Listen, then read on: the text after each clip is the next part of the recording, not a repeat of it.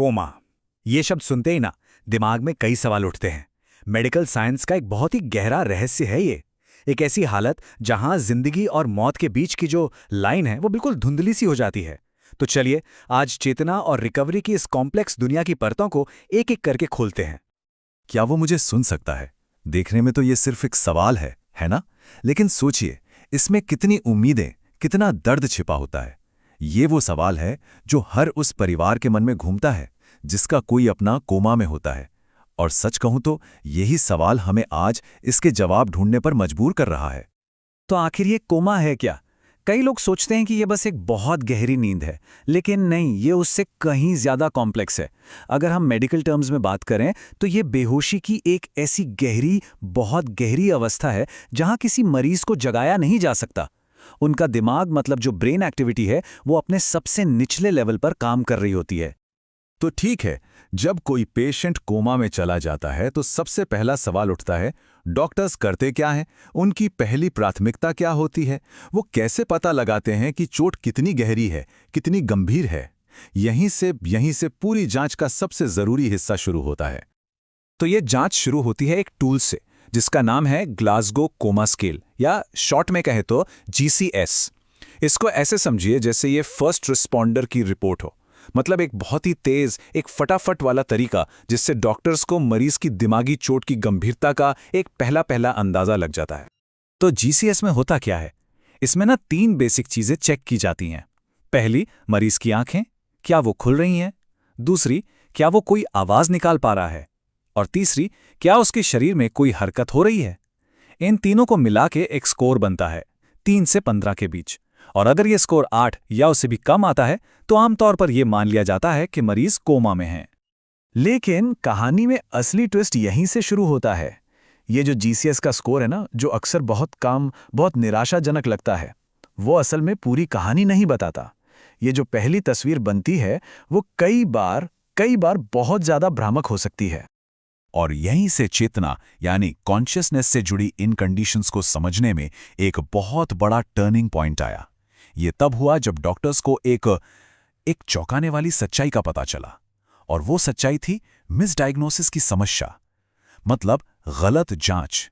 एक ऐसा खुलासा जिसने सच में सब कुछ बदल कर रख दिया। 40%। जरा एक पल के लिए इस नंबर के बारे में सोचिए। 40%। ये कोई छोटा मोटा आंकड़ा नहीं है, और इसके पीछे जो हकीकत छिपी है वो वाकई में हैरान कर देने वाली है। तो क्या मतलब है इस 40% का? इसका सीधा सा मतलब यह है कि करीब 40% मरीज, जिन्हें पूरी तरह से बेहोश, मतलब अनरिस्पॉन्सिव मान लिया जाता है, उनके अंदर असल में चेतना की, कॉन्शियसनेस की कोई ना कोई चिंगारी बाकी होती है। एक ऐसी हल्की सी जागरूकता जिसका पता ही नहीं चल पाता। तो सवाल उठता है कि भाई, चेतना की इस छिपी हुई चिंगारी को ढूंढे कैसे? जवाब है बेहतर टूल्स में। देखिए, जहां GCS एक तरह से फर्स्ट एड रिपोर्ट की तरह फटाफट हालात का जायजा लेता है, वहीं एक और स्केल है, कोमा रिकवरी स्केल रिवाइज्ड यानी CRSR। ये एक जासूस की तरह काम करता है, बहुत गहरी छानबीन। ये मरीज की बहुत ही छोटी छोटी, हल्की फुल्की हरकतों को भी पकड़ लेता है, जैसे आंख से किसी चीज को फॉलो करना या किसी आवाज पर हल्का सा हिलना। ये वो सिग्नल हैं जिन्हें GCS अक्सर मिस कर जाता है। तो चलिए अब अपनी बातचीत की दिशा को थोड़ा बदलते हैं। अब तक हमने समस्या की बात की, अब जरा समाधान की तरफ देखते हैं। क्या वाकई ऐसे कोई तरीके हैं जो चेतना के इस बंद ताले को खोलने में हमारी मदद कर सकते हैं? बिल्कुल हैं। और यहीं पर एक बहुत ही दिलचस्प तकनीक सामने आती है जिसका नाम है FAST यानी फेमिलियर ऑडिटरी सेंसरी ट्रेनिंग। इसका कॉन्सेप्ट ना बहुत सिंपल है लेकिन बहुत पावरफुल। इसमें होता यह है कि परिवार के लोग मरीज से जुड़ी खास यादें, पुरानी कहानियां अपनी आवाज में रिकॉर्ड करते हैं। फिर इन रिकॉर्डिंग्स को दिन में कई बार मरीज को सुनाया जाता है। इसके पीछे की साइंस भी कमाल की है। ऐसा माना जाता है कि ये जो जानी पहचानी आवाजें हैं, ये जो इमोशनल यादें हैं, ये दिमाग के उन हिस्सों को फिर से एक्टिवेट कर सकती हैं जो चोट के बाद सो गए हैं। समझिए, ये दिमाग के लिए एक तरह की एक्सरसाइज है। और इस तकनीक का जो इंसानी पहलू है वो कोरिंथ कैटानिस के अनुभव से पता चलता है। जब उनके पति गॉडफ्रे कोमा में थे तो उनके लिए ये कहानियां रिकॉर्ड करना सिर्फ एक थेरेपी नहीं थी, ये उनके लिए उम्मीद की एक किरण थी। इससे उन्हें ये महसूस नहीं हुआ कि वो बेबस हैं, बल्कि उन्हें लगा कि वो भी अपने पति की रिकवरी में एक एक्टिव रोल निभा रही हैं। परिवार के इस रोल के अलावा साइंस भी नए नए रास्ते खोल रहा है। देखिए, एक तरफ तो है एमेंटेडिन जैसी दवाइयाँ। रिसर्च में पाया गया है कि ये दिमागी चोट के बाद रिकवरी की स्पीड को बढ़ा सकती हैं। और दूसरी तरफ है एक बिल्कुल अलग तकनीक, न्यूरोमॉड्यूलेशन, जैसे कि TDCS। इसमें क्या होता है कि मरीज के सिर पर इलेक्ट्रोड लगाकर दिमाग के कुछ खास हिस्सों में बहुत ही हल्का, बिल्कुल दर्द रहित करंट दिया जाता है। इसका मकसद क्या है? दिमाग के जो नेटवर्क्स हैं उन्हें फिर से जगाना और उनकी फंक्शनिंग को बेहतर बनाना। चलिए अब एक ऐसी कहानी की बात करते हैं जो इन सारी बातों को, इन सारे पहलुओं को एक साथ लाकर खड़ा कर देती है। ये कहानी है JW की। एक ऐसा केस जो ये साबित करता है कि शुरुआती प्रेडिक्शन को, शुरुआती पूर्वानुमान को कैसे गलत साबित किया जा सकता है। सोचिए, जब JW का एक्सीडेंट हुआ तो उसका GCS स्कोर सिर्फ 4 था। सिर्फ 4। डॉक्टरों ने तो सीधे कह दिया था कि बचने की उम्मीद न के बराबर है। लेकिन उसके परिवार ने हिम्मत नहीं हारी। और फिर देखिए क्या हुआ।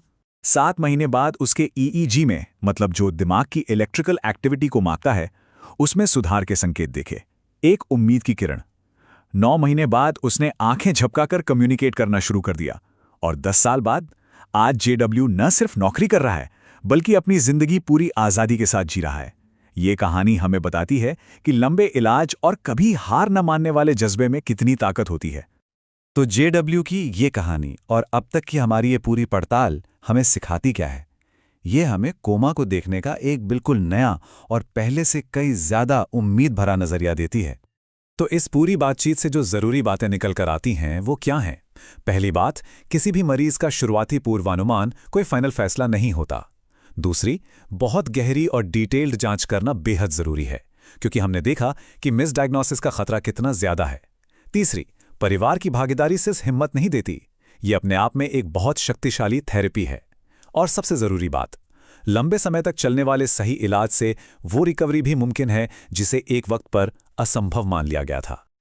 और आखिर में ये सब हमें एक बहुत बड़े सवाल के साथ छोड़ जाता है। अगर एक डॉक्टर का पूर्वानुमान सिर्फ एक भविष्यवाणी है, कोई तय मंजिल नहीं, तो हमारे दिमाग के और ऐसे कौन-कौन से रहस्य हैं जिनके ताले हम अभी खोलना शुरू ही कर रहे हैं? ये सोचने वाली बातें हैं, है ना, कि इंसान का दिमाग, उसकी क्षमताएं हमारी आज की समझ से शायद कहीं ज्यादा आगे हैं।